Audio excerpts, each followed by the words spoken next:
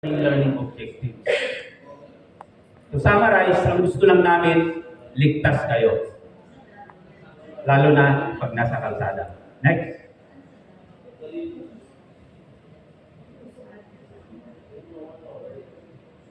Anong sinasabi pag motorsiklo? Banking.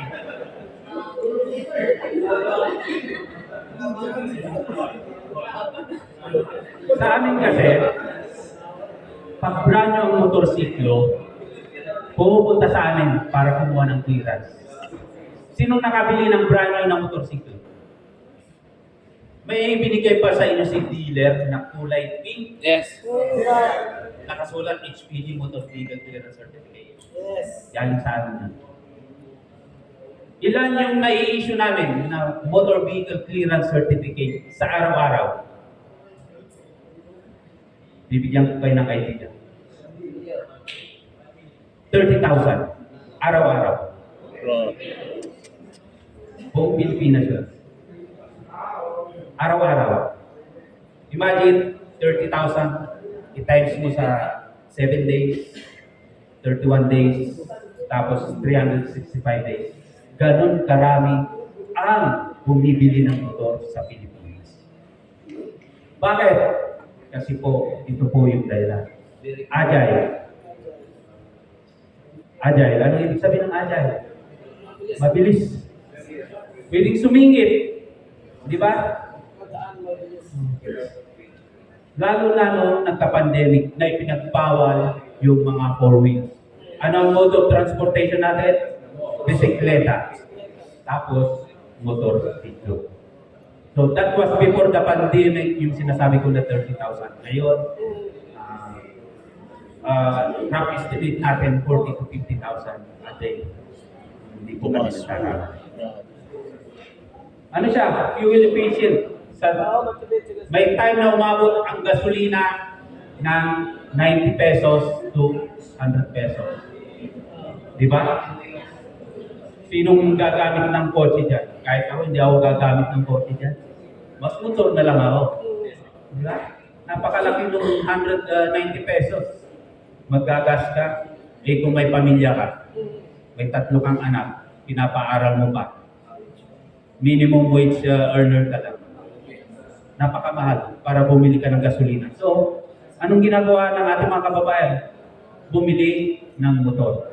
Pangalawa po, anong pakiramdam pag nakamotor kayo? Saya, sir. Sense of freedom, di ba? Pag inaway kayo ni Mrs. Start. Gagawin. Start na, Dad. Dadayasan nyo na. Kisa makipag-away kayo, di ba? Lord. Di ba? Sinong modified ang muffler? Wala, sir. Sinong modified ang muffler? Ayaw umamit. Di ba? Kalka lang daw, sir. Yung isang kasama namin, talagang ang ganda ng pagkaka-modified ng muffler. Once na pinaandar niya ang tunog,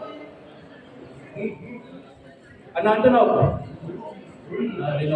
Ang tunog is, walang hiya, saan ka na naman pupunta? Yun ang tunog ng muffler motor niya. So, ganun din ba ang tunog ng muffler ng mga motor ninyo? Pag pinaandar ninyo, may pahabol, di ba? Saan ka pupunta? Kaya, ang isa sa tinuturo namin technique is yung pagtutulak ng motor. Pag nasa garahe, kailangan marunong kayo magtulak. Huwag mong paandarin sa garahe. Kasi, bulyaw ang aabutin ninyo.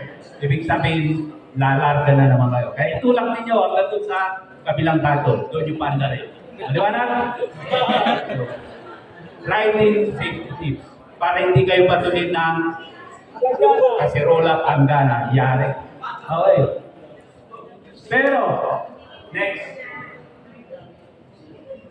Nandun na, mura ang gasolina, mura ang motor, nakakapunta kung saan ng mabilisan. Mabilis. Pero, sabi nila, 0% ang safety. Naniniwala ba kayo doon? No. Hindi ako naniniwala. Hindi ako naniniwala. Sabi nila, nasa driver din yan.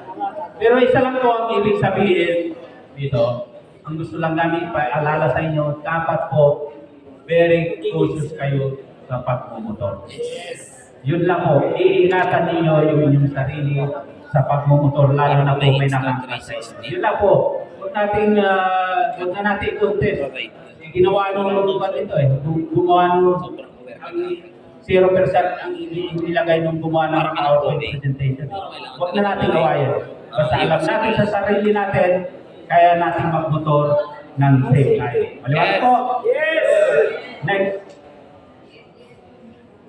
I think,